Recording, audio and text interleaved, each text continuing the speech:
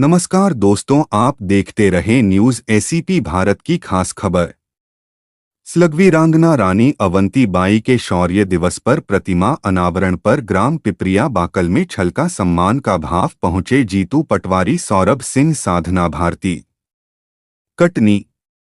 कटनी जिले के बाकल पिपरिया में अवंतीबाई की प्रतिमा अनावरण के बाद जीतू पटवारी, साधना भारती, सौरभ सिंह सभी लोगों ने भारतीय जनता पार्टी की कार्यप्रणाली पर सवाल उठाए एवं संकल्पित होकर जनता के साथ वादा पूर्ति न करने को छलावा कहते हुए भारतीय जनता पार्टी को जमकर कोसा। पूर्व विधायक सौरभ सिंह ने मूलभूत आवश्यकताओं पर सवाल उठाए कि हमारे ओबीसी अल्पसंख्यक एसटी/एससी के बच्चों को शिक्षा से दूर रखा जा रहा है, क्योंकि निजी विद्यालयों में एक विषय पढ़ने के लिए दो शिक्षक होते हैं और शासकीय विद्यालयों में जानवरों की भांति बच्चों को इकट्ठा रखा जाता है और एक शिक्षक 5-5 कक्षाएं देख रहा है। साधना भारती ने भारतीय जनता पार्टी पर बलात्कारियों को संरक्षण देने के आरोप लगाए। जीतू पटवारी द्वारा धान एवं गेहूं के संकल्पित राशि से किसानों को वंचित रखने एवं लाडली बहन योजना के साथ की जा रही धोखाधड़ी, 3,000 रुपये प्रति माह कहकर 1,500 रुपये पर अटकी योजना पर कहा, सरकार आने पर भारतीय जनता पार्टी के संकल्प पत्र को पूरा करेंगे। जातिगत गणना एवं अधिकारों की बात भी की गई। उद्देश्य जिनकी जितनी संख्या भारी उनकी उतनी हिस्सेदारी। राकेश लोधी ओबीसी महासभा प्रदेश अध्यक्ष, अजय गोटिया जिला सदस्य, राजेश लोधी पिल्लू, लालकमल बंसल जनपद अध्यक्ष बहोरीबंद एवं क्षेत्र के जनप्रतिनिधि एवं ग्रामीणों की उपस्थिति रही। एसीपी न्यूज प्रदेश मीडिया प्रभारी मनोज तिवारी की रिपोर्ट। प्राणियों के पास विद्या, धन और शक्ति आ जाए तो विद्या को ज्ञान के लिए, धन को दान के लिए और शक्ति को गरीब लोगों की रक्षा और सहायता में लगा देते हैं। आज अच्छे व्यक्तित्वों की श्रेणी में आते हैं मेरे बड़े भाई आदरणीय जीतू पटवारी जी, जो कि समय समय पर सर्व समाज सहित ओबीसी, लोधी, राजपूतों के वंचित, शोषित, पीड़ित बेटे बेटियों की आवाज भी बन जाते हैं। जो आपको मनुवादी, शोषणवादी सत्ता के खिलाफ सड़कों पर संघर्ष करते हुए नजर आते हैं, जो धर्म और जात के नाम पर काटने, छाटने और बांटने वालों से सर्व समाज सहित ओबीसी, एससी और एसटी को बचाना चाहते हैं, जो मध्य प्रदेश के अंदर ओबीसी को 14% की जगह शीघ्र 27% आरक्षण दिलाना चाहते हैं। ऐसे आदरणीय जीतू पटवारी जी, जिन्होंने समय समय पर ओबीसी के शोषित, पीड़ित, वंचित बेटी बेटियों की आवाज बनने का काम किया, आज मैं उनका यहाँ आने पर हार्दिक स्वागत करती हूँ, हार्दिक अभिनंदन करती हूँ। आदरणीय विवेक तनखा जी का भी इस वीरांगना रानी अवंतीबाई लोधी जी की इस भव्य और दिव्य प्रतिमा को स्थापित कराने में उनकी भी अहम भूमिका है। आज मैं उनका भी हार्दिक आभार करती हूँ। विवेक तनखा जी उस जबलपुर संभाग से आते हैं जहां पर कांग्रेस की तत्कालीन सरकार ने मध्य प्रदेश की सबसे बड़ी सागर परियोजना का नाम अमर शहीद वीरांगना रानी अवंतीबाई लोधी सागर परियोजना रखने का काम किया था। साधना भारती आज ये कहना चाहते हैं कि आज देश और मध्य प्रदेश में दो विचारधारा है।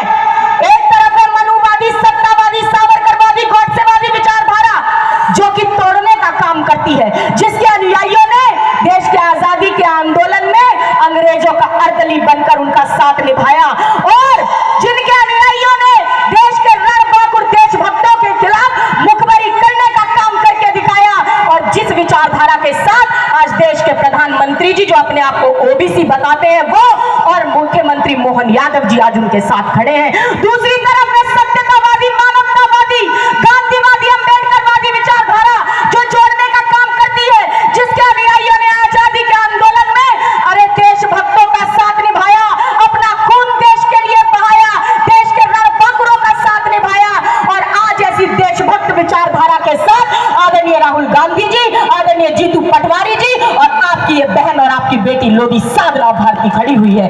और आज मुझे लगता है कि अंबेडकरवादी, गांधीवादी, मानवतावादी, सत्यतावादी विचारधारा से के अनुयायी आज हजारों की संख्या में पिपरिया के इस प्रांगण में मौजूद है और साधना भारती सफल आयोजन के सूत्रधार, संघर्षशील, जमीनी पकड़ रखने वाले जुझारू आदरणीय राकेश सिंह लोधी जी और उनके सभी सहयोगियों और समाज सेवियों को साधना भारती इस सफल आयोजन के लिए हार्दिक बधाई देती शुभकामनाएं देती है और हार्दिक शुभकामनाएं देते हुए मातृशक्ति वीरांगना रानी अवंतीबाई लोधी के चरणों में शत शत नमन करती है।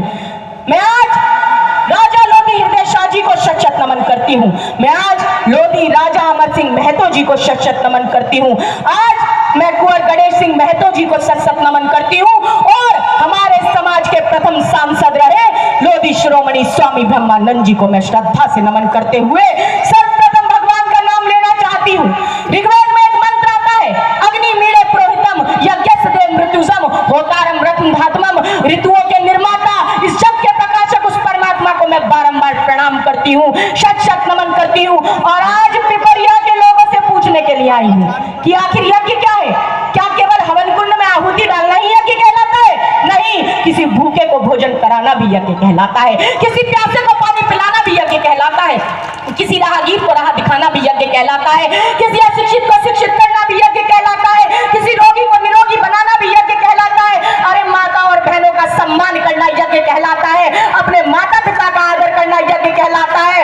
और एक अमर शहीद वीरांगना रानी अवंतीबाई लोधी जी की मूर्ति का अनावरण करने के साथ साथ लोधी राजपूत समाज में राजनीतिक चेतना जगाने के लिए ऐसा आयोजन कराना महायज्ञ कहलाता है। उस महायज्ञ में हम आहुति देने के लिए आए हुए हैं। और साधना भारती बताना चाहती है कि मैंने 2.5 साल की उम्र से अपने पिता लोधी राजेश राजपूत जी की उंगली पकड़कर देश भर के राजनीतिक, सामाजिक और धार्मिक क्षेत्रों के बड़े बड़े मंचों से हजारों जनसभा और रैलियों को संबोधित किया है।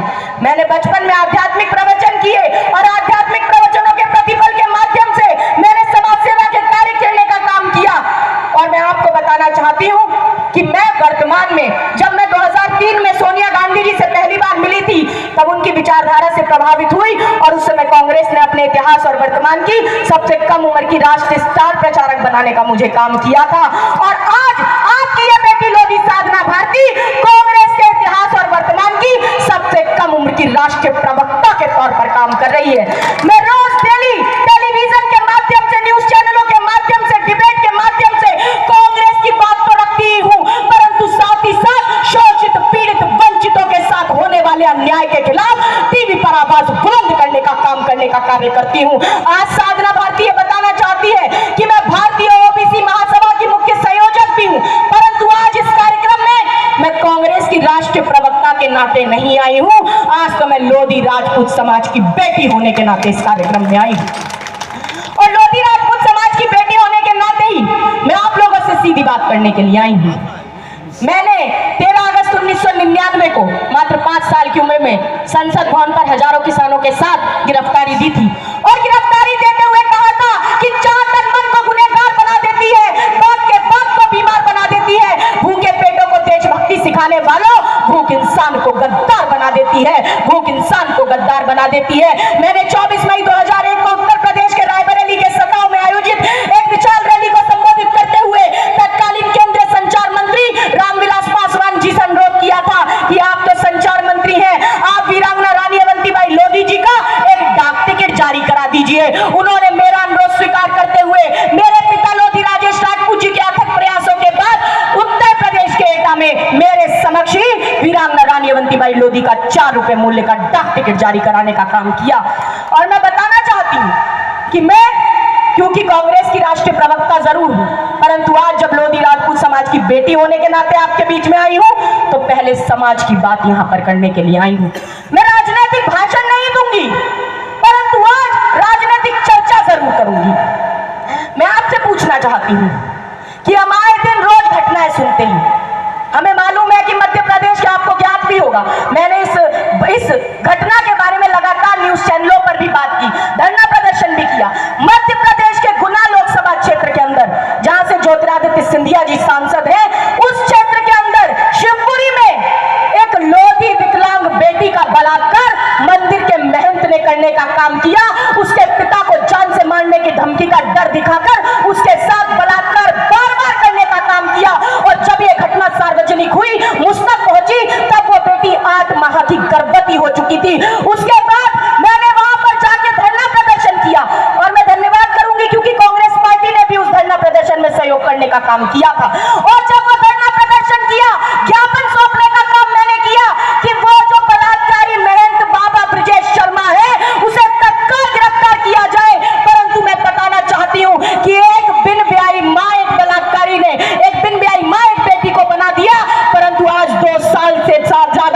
वाले हैं, परंतु अभी तक वो आरोपी गिरफ्तार नहीं हुआ है।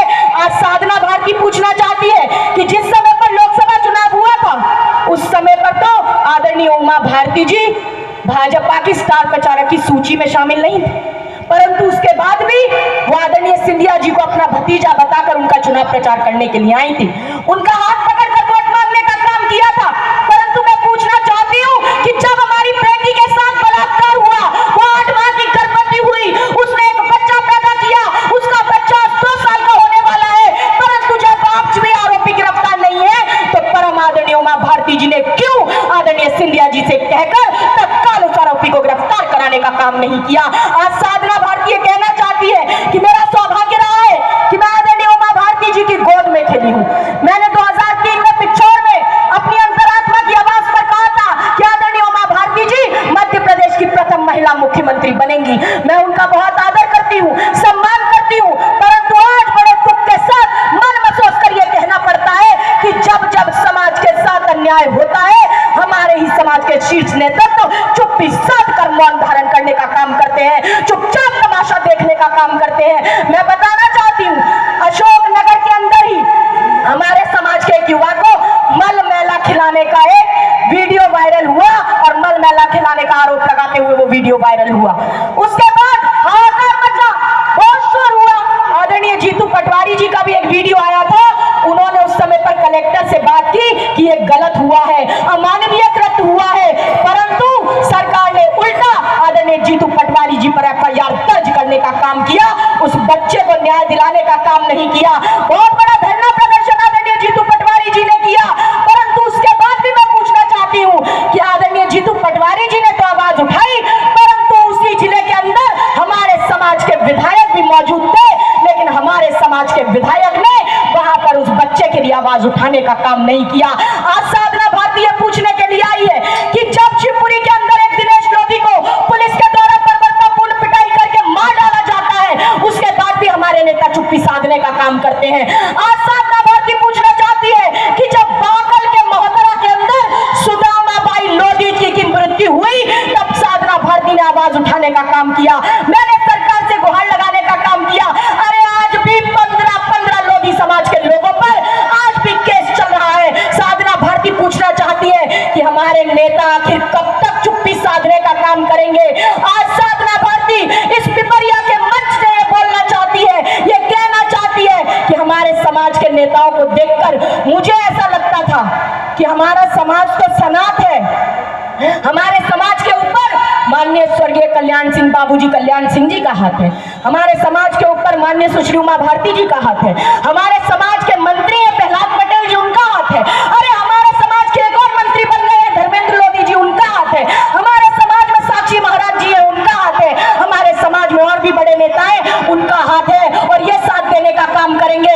मुझे लगता था जिन जिन लोधियों को हम विधायक और सांसद बनाते हैं वो हमारा साथ निभाने का काम करेंगे, परंतु जब रोज इन घटनाओं को सुनती हूँ तब लगता है कि नेताओं के होने के बाद भी क्या ये सोचते हैं कि लोधी समाज को अनाथ बना के चले जाएंगे। परंतु साधना भारती आज ये कहना चाहती है, सभी कान खोलकर सुन लो, जब तक साधना भारती जिंदा रहेगी तब तक लोधी समाज सनाथ रहेगा, अनाथ कभी साधना भारती नहीं होने देगी। साधना भारती ये कहना चाहती है कि लगातार इस इलाके में भी लोधी बंधुओं के साथ अत्याचार होता है, अन्याय होता है, और आदरणीय जीतू पटवारी जी आज मैं आपसे आश्वासन चाहती हूँ, क्योंकि मैं कांग्रेस पार्टी की राष्ट्रीय प्रवक्ता भी हूँ, आज आपको भी लोधी समाज का साथ देना होगा। जब जब हमारे समाज के साथ अन्याय होगा आपको आगे आकर हमारी लड़ाई को लड़ना पड़ेगा। साधना भारती यही कहने के लिए आई है, आज यही समझाने के लिए आई है कि आपको एकजुट होना होगा। साधना भारती कांग्रेस की राष्ट्रीय प्रवक्ता इसलिए ये बातें नहीं कह रही है, मैं तो डंके की चोट पर कहती हूँ और हमेशा अपनी बात को कहने का काम करती हूँ, और इसीलिए मैं कह रही हूँ कि जितने भी नेता हैं, हम जिन्हें लोधी समाज के नेताओं को वोट देकर विधायक और सांसद बनाते हैं, मंत्री बनाते हैं, तो हम उम्मीद करते हैं जब ये जीत कर सांसद विधायक मंत्री बन जाएंगे तो जब भी समाज के साथ अन्याय होगा तो आगे आकर ये हमारी लड़ाई लड़ने का काम करेंगे। लेकिन अगर ऐसे नेता अन्याय में हमारे लिए आगे नहीं आते हैं तो ऐसे नेताओं को लोधी समाज से वोट मांगने के लिए आने की भी जरूरत नहीं है। आज साधना भारती यही समझाने के लिए आई आई है? आपको यही बताने के लिए आई है कि मैं कांग्रेस पार्टी में हूं तो मैंने अपना कर्तव्य निभाया। मैंने जब भी कांग्रेस पार्टी के शासन के मुख्यमंत्रियों से मांगे की, अनुरोध किया, तो उन्होंने उस अनुरोध को पूरा करने का काम किया। छत्तीसगढ़ के अंदर 30 मार्च 2022 को अमर शहीद वीरांगना रानी अवंतीबाई लोधी जी के बलिदान दिवस समारोह की अध्यक्षता करते हुए मैंने तत्कालीन मुख्यमंत्री छत्तीसगढ़ के भूपेश बघेल जी से अनुरोध किया था कि आप एक राज्य की कल्याणकारी योजना का नाम वीरांगना रानी अवंतीबाई लोधी जी के नाम पर रखने का काम कीजिए। और उन्होंने मेरा अनुरोध तत्काल स्वीकार करते हुए उसी मंच से 1 नवंबर यानी छत्तीसगढ़ स्थापना के दिवस अमर शहीद वीरांगना रानी अवंतीबाई महिला सशक्ति पुरस्कार देने की घोषणा की। महिला सशक्तिकरण पुरस्कार देने की घोषणा की। साथ ही साथ मैं बताना चाहती हूँ, जब आदरणीय सुशील कुमार शिंदे जी महाराष्ट्र के मुख्यमंत्री थे, मेरी उम्र बहुत कम थी, परंतु मेरे और मेरे पिता राजेश राजपूत जी के पास जागरूक सजातीय बंधु आए और उन्होंने कहा कि महाराष्ट्र के लोधी समाज का नाम राज्य की ओबीसी की सूची में नहीं है। तब मैंने आदरणीय सुशील कुमार शिंदे जी से अनुरोध किया कि आप राज्य की ओबीसी की सूची में आदरणीय हमारे जितने लोधी बंधु हैं उनका नाम डलवाने का काम कीजिए। उन्होंने मेरा अनुरोध तत्काल स्वीकार करते हुए महाराष्ट्र की राज्य की ओबीसी की सूची में लोधी बंधुओं का नाम महाराष्ट्र की सूची में डलवाने का काम किया। परंतु आज भी महाराष्ट्र के लोधी बंधुओं का नाम केंद्र की ओबीसी की सूची में नहीं है। उसके लिए मैंने 3 दिसंबर 2016 को धरना प्रदर्शन दिल्ली में किया। देश भर से लोधी बंधु उसमें सम्मिलित होने के लिए आए। परंतु आज साधना भारती बताना चाहती है कि मैंने प्रधानमंत्री जी को ज्ञापन सौंपा, परंतु उसी दौरान प्रधानमंत्री जी ने केंद्रीय मंत्रियों की बैठक बुलाई, 15 नई जातियों को ओबीसी की सूची में शामिल किया, परंतु महाराष्ट्र के लोधी समाज को उसमें शामिल करने का काम नहीं किया। और दुख की बात यह है कि उस समय केंद्रीय मंत्री पद पर हमारी परम आदरणीय सुश्री उमा भारती जी भी विराजमान थी। आज साधना भारती पिपरिया के मंच से केंद्र सरकार से आदरणीय नरेंद्र मोदी जी से मांग करती है जिस तरीके से मध्य प्रदेश की सरकार कर्ज लेके राजनीतिक अय्याशी कर रही है, ये मध्य प्रदेश के भविष्य के साथ खेल रही है। आज कोई सा क्षेत्र हो, चाहे हमारे युवाओं की रोजगार की बात हो, हम फसड्डी पे हैं, सबसे ज़्यादा बेरोजगार मध्य प्रदेश में मिलते हैं। आज एक किसान की इनकम की बात हो तो सबसे ज़्यादा कर्जदार किसान यहाँ मध्य प्रदेश के हैं। जो बहनों को 1500 रुपये देने की बात करने वाली ये सरकार 3000 के वादे के बाद कर्ज लेकर रोड पांडाल लगाकर मुख्यमंत्री जी भाषण देते हैं। ये मैसेज है कि इस सरकार की कलाई खुल चुकी है, ये अब जनता का भला नहीं कर सकती। मोहन यादव व्यक्तिगत रूप से एक मुख्यमंत्री का क्या दायित्व होता है, कैसे अर्थव्यवस्था सुधरेगी, कैसे रोजगार बढ़ेगा, कैसे किसानों के कानून व्यवस्था कैसे सुधारेंगे, इस और उनका कभी कोई मत ही नहीं रहा, कभी कोई सोच ही नहीं रहा, कोई कार्य योजना नहीं रही है। ये प्रदेश को चिंतित करती है। मैंने जैसा आज कहा कि लगातार कर्ज से परेशान किसान दुखी है। 2700 रुपये के गेहूं के दाम मिलना चाहिए, सोयाबीन 6000 मिलना चाहिए। सरकार का इस ओर ध्यान नहीं है। ईरान और अमेरिका का युद्ध, ईरान और इजराइल का युद्ध और संकट में भारत, ये नरेंद्र मोदी की विदेश नीति को कोलैप्स कर गया, खत्म कर दी, समाप्त कर दी। राहुल गांधी जी ने हमेशा से देश के लिए समय रहते आवाज़ उठाई थी, आगाह किया था सरकार को, मोदी जी को। उसको वो विपक्ष का एक तरह से दुश्मनी का भाव समझते हैं। ये मैसेज देश के लिए ठीक नहीं है। फिर से आज अवंतिकाबाई लोधी, वीरांगना अवंतिकाबाई लोधी की मूर्ति अनावरण के उपलक्ष्य में यहाँ कटनी आने का अवसर प्रदान हुआ। लोधी समाज का स्नेह, प्यार, मोहब्बत अद्भुत और अकल्पनीय मिला। इसके लिए मैं उनको सबको साधुवाद देता हूँ और कांग्रेस पार्टी विपक्ष का दायित्व ईमानदारी से निभाएगी और 2028 में कांग्रेस भारी बहुमत से सरकार बनाएगी। क्षेत्र में पानी की कमी को लेकर सरकार ने वादा किया, पैसा जारी किया, पर आज तक पानी नहीं पहुंचा है। पठार का क्षेत्र मोरी में मैंने जैसे बार बार कहा कि खेती और किसानी को झूठ बोलकर वोट लेने की महारत भारतीय जनता पार्टी शिवराज सिंह चौहान में है। जो पठारी क्षेत्र है, जो बुंदेलखंड का हिस्सा है, वहाँ पर बातें बहुत की गई। बुंदेलखंड को एक पैकेज दिया गया था जब कांग्रेस की गवर्नमेंट थी, सब भ्रष्टाचार की भेंट चढ़ गई। अभी 4 दिन पहले दो परियोजनाओं को लेकर मैंने प्रेस कॉन्फ्रेंस ली थी जो बुंदेलखंड को प्रभावित करते हैं, वो भी भ्रष्टाचार की भेंट चढ़ रही है। उसमें एक कंपनी जो बीजेपी का कार्यालय बना रही है प्रदेश का, भोपाल का, पर यहाँ पर काम चालू नहीं कर रही जो परियोजना का था। ये मैसेज क्या है? ये मैसेज है कि जनता से उन्हें कोई लेना देना नहीं, भारतीय जनता पार्टी से लेना देना है। सरकार का रवैया इस तरह का। धन्यवाद।